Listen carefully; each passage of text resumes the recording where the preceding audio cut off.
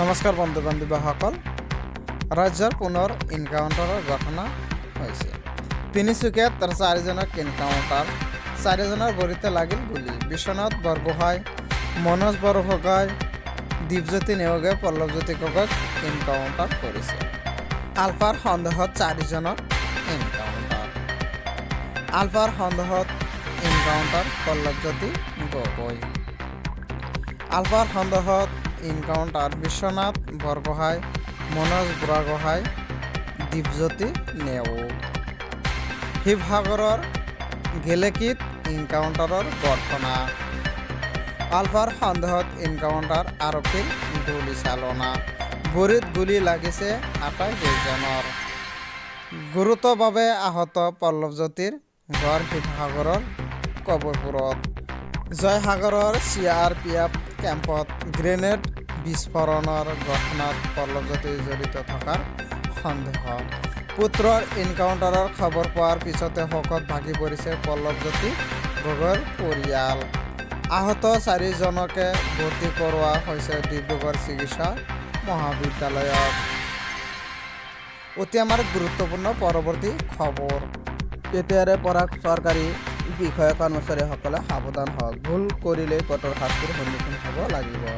কাকো ৰেহাই দিয়া নহ'ব, ঘোষণা মুখ্যমন্ত্ৰী ডক্টৰ হিমন্ত বিশ্ব শৰ্মাৰ। অতি আমাৰ গুৰুত্বপূৰ্ণ পৰৱৰ্তী খবৰ। মুখ্যমন্ত্ৰী হিমন্ত বিশ্ব শৰ্মাৰ 10টা গুৰুত্বপূৰ্ণ সতৰ্কবাণী। NRCৰ পৰা চৰকাৰী চাকৰিয়াললৈকে সতৰ্কবাণী মুখ্যমন্ত্ৰী হিমন্ত বিশ্ব শৰ্মাৰ।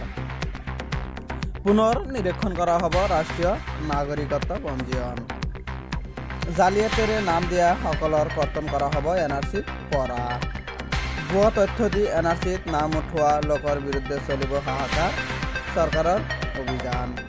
বিষয়াসকললৈ দৈ আৰু লোকেল মুৰ্গীৰ লগত NRCক পংগু কৰিলে যাত্ৰীটো নিজৰ ভৰিৰ ওপৰত কেতিয়াও জীয়াই থাকিব নালাগে। চৰকাৰী বিষয়াই কেটেকিলিমান দৈ আৰু লোকেল মুৰ্গীৰ লগত যাত্ৰীক বিক্ৰী নকৰিব। নামনি অসমৰ মানুহে সন্দেহযুক্ত লোকক মাটি বিক্ৰী নকৰাৰ পণ লওক। মই থকা স্থানত কোনো বিদেশী নাগৰিকক দোকান পোহাৰ দিবলৈ নিদিওঁ।